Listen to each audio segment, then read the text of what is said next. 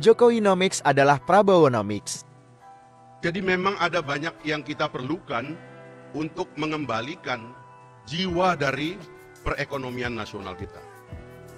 Peran koperasi misalnya di antara yang paling penting yang belakangan kita tidak dengar dan tidak signifikan.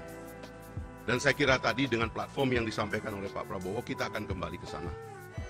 Itu yang pertama yang saya ingin katakan, bahwa insya Allah jalan menuju ekonomi Pancasila mendayung di antara dua karang. Ekonomi baru yang kita akan gunakan untuk memperbaiki keadaan kita, terutama ketimpangan, akan menemukan jalannya kalau Pak Prabowo memimpin kita semua. Saya hanya mengusulkan dua hal di bidang ini, Pak Prabowo. Yang pertama adalah memang perlu ada penerjemahan teoritis yang lebih kuat. Dan saya kira kita banyak ekonom yang bisa melakukan itu. Karena ini bukan pikiran baru. Tadi saya katakan Bung Hatta menyatakan itu. Beberapa guru besar menulis tentang itu. Ya. Tadi saya katakan Pak Jimli juga menulis tentang itu. Bagaimana mengkonstruksi ekonomi Pancasila dalam kebijakan moneter dan fiskal yang lebih real, saya kira itu tantangan teoritis yang harus kita kerjakan. Dan tadi tim yang disebut oleh Pak Prabowo tentu akan berbicara menuntaskan ini sebelum masa 2024 nanti.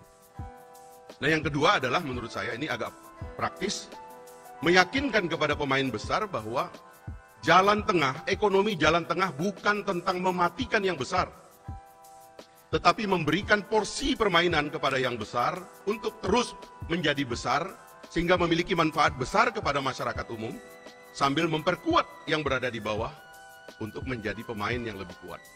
Saya mengatakan ini karena dari forum ini, saya tidak melihat ada wakil dari pemain-pemain besar ini Pak Prabowo. Kebanyakan kita ini UKM di sini saya lihat ini. Saya khawatir kalau yang besar ini salah paham kepada Pak Prabowo, nanti mereka takut kehilangan hartanya. Katakan kepada mereka, ekonomi Pancasila jalan tengah bukan tentang mengerdilkan yang besar, tetapi dengan menguatkan tulang punggung masyarakat banyak kita. Karena itu adalah basis bagi pertumbuhan dan kekuatan nasional kita ke depan. Ekonomi kita harus melibatkan sebanyak mungkin orang, jangan ada yang jadi penonton. Karena itu saya mengapresiasi terminologi yang dilahirkan oleh Pak Prabowo tadi.